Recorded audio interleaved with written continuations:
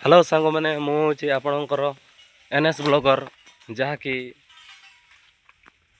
एमती एक कथा कहवाक जाऊँगी जहाँ आपण मैंने जान थे किंतु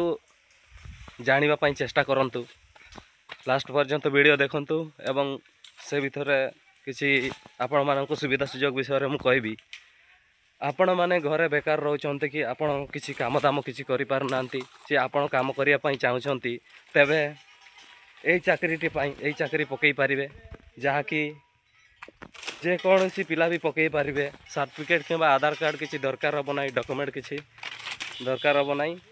किंतु आपण मैंने यही चाकरी समस्ते पकई पारे आपण मैंने चाकरी कौन जानापी चाहते कि ताहले जानी नियंतु यही चाकरी हूँ योग्यता किसी ना आपण को समस्त पिला मानू मिलଯିव एवं आपण मैंने यही चाकरी करने चाहते जदि शीघ्र शीघ्र अप्लाई करंतु एवं चाकरी पाई नियंतु।